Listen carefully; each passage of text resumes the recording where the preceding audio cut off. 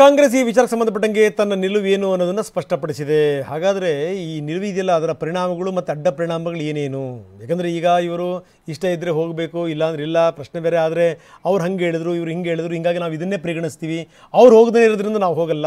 ಹಾಗಾದರೆ ಈ ಶಂಕರಪೀಠಗಳು ಹೋಗ್ತಿಲ್ವಲ್ಲ, ಅದಾದ ಮೇಲೆ ಈ ನಿರ್ಧಾರಕ್ಕೆ ಏನಾದರೂ ಬಂತ ಕಾಂಗ್ರೆಸ್? ಇದೆಲ್ಲ ವಿಚಾರಕ್ಕೆ ಸಂಬಂಧಪಟ್ಟಂಗೂ ಕೂಡ ಚರ್ಚೆ ಆಗುತ್ತೆ. ಚರ್ಚೆ ಈಗಾಗಲೇ ಶುರು ಆಗಿದೆ. ಜೊತೆಗೆ ಇದಕ್ಕೆ ಸಂಬಂಧಪಟ್ಟಂಗೆ ಬೇರೆ ಬೇರೆ ಪೀಠಗಳು ಈಗಾಗಲೇ ಸ್ಪಷ್ಟನೆಯನ್ನು ಕೂಡ ಇದಕ್ಕೆ ಸಂಬಂಧಪಟ್ಟಂಗೆ ಕೊಡ್ತಾ ಇವೆ. ಇದೆಲ್ಲದರ ಜೊತೆಗೆ ಉಳಿದಂಥ ಕಾಂಗ್ರೆಸ್ ನಾಯಕರು ಇದಕ್ಕೆ ಸಂಬಂಧಪಟ್ಟಂಗೆ ಏನು ಹೇಳ್ತಾರೆ? ರಾಜಣ್ಣ, ತಿಮ್ಮಾಪುರ ಮತ್ತು ಜಾರ್ಜ್ ಇದಕ್ಕೆ ಸಂಬಂಧಪಟ್ಟಂಗೆ ಏನು ಹೇಳ್ತಾರೆ? ಬನ್ನಿ ನೋಡೋಣ. ರಾಮನ ದೇವಸ್ಥಾನದ ಬಗ್ಗೆ ಮಾತಾಡಿದರೆ ಎಲ್ಲ ಊರಲ್ಲೂ ಶ್ರೀರಾಮನ ದೇವಸ್ಥಾನಗಳಿದ್ದಾವೆ. ಸಾವಿರಾರು ವರ್ಷಗಳ ಇತಿಹಾಸ ಇರ್ತಕ್ಕಂಥ ಶ್ರೀರಾಮನ ದೇವಸ್ಥಾನಗಳನ್ನು ನಾವು ನೋಡಿದ್ದೇವೆ. ಅದರಲ್ಲಿ ಇದು ಒಂದು. ಇದಕ್ಕೆ ವಿಶೇಷತೆ ಏನಪ್ಪ ಅಂತೇಳಿದ್ರೆ, ಅಯೋಧ್ಯೆಯಲ್ಲಿ ರಾಮನ ಜನ್ಮ ಆಗಿದೆ ಅಂತಕ್ಕಂಥ ನಮ್ಮೆಲ್ಲರ ನಂಬಿಕೆ ಹಿನ್ನೆಲೆಯಲ್ಲಿ ಇದಕ್ಕೆ ಮಹತ್ವ ಇದೆ. ಕಾಂಗ್ರೆಸ್ನವ್ರು ಹೋಗೋದಿಲ್ಲ ಅಂತೇಳಿದ್ರೆ, ಈಗಾಗಲೇ ನಮ್ಮ ಹೈಕಮಾಂಡ್ನವರು ನಾವು ಯಾರು ಕಾಂಗ್ರೆಸ್ ಮುಖಂಡರುಗಳು ಭಾಗವಹಿಸ್ತಿಲ್ಲ ಅಂತೇಳಿ ಅದಕ್ಕೆ ಕಾರಣಗಳನ್ನೆಲ್ಲ ಕೊಟ್ಟಿದ್ದಾರೆ. ಮತ್ತು ಪ್ರಮುಖವಾಗಿ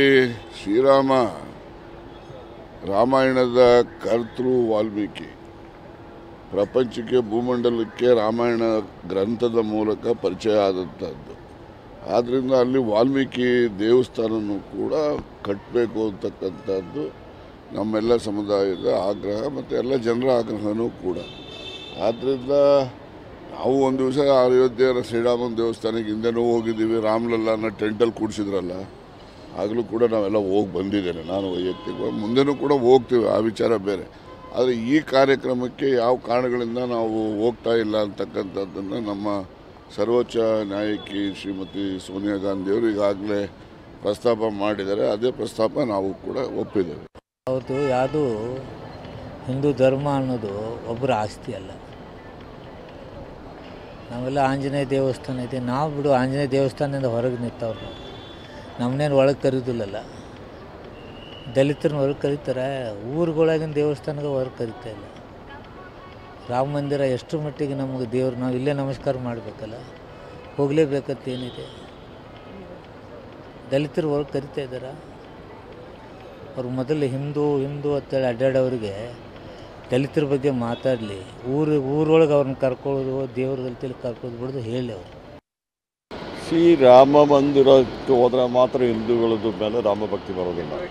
ಇಡೀ ರಾಜ್ಯದಲ್ಲಿ ಎಲ್ಲ ಕಡೆಯೂ ರಾಮ ಟೆಂಪಲ್ ಇದೆ. ನಮ್ಮ ಕಾನ್ಸ್ಟಿಟ್ಯೂನ್ಸಿಲಿ ಇದ್ದೀವಿ ನಾವು, ಅದನ್ನು ಅಲ್ಲಿಗೆ ಸಾಕಷ್ಟು ಇದು ಮಾಡ್ತಾ ಇದ್ದೀವಿ. ಎಲ್ಲರೂ ಅಲ್ಲಿ ಹೋಗ್ತಾರೆ, ಎಲ್ಲರೂ ರಾಮದಲ್ಲ ಅವ್ರ ಲೈಫ್ ಟೈಮಲ್ಲಿ ಮತ್ತೆ ಹೋಗ್ತಾರೆ. ಇವತ್ತು ಇದರಲ್ಲೇ ಹೋಗ್ಬೇಕಂದಿಲ್ಲಲ್ಲ, ರಾಮ ಮಂದಿರಕ್ಕೆ ಹೋಗೋದು ಅವ್ರ ಮೇಲೆ ಭಕ್ತಿ ಇದೆ. ರಾಮ ರಾಜ್ಯ ಮಾಡಬೇಕಂತ ಮಹಾತ್ಮ ಗಾಂಧೀಜಿಯವರೇ ಹೇಳಿದ್ದಾರೆ. ಅದಕ್ಕೆ ಇದ್ದೆ ಭಾರತ ದೇಶದಲ್ಲಿ ಇರೋರಿಗೆಲ್ಲ ರಾಮನ ಮೇಲೆ ಭಕ್ತಿ ಇದೆ.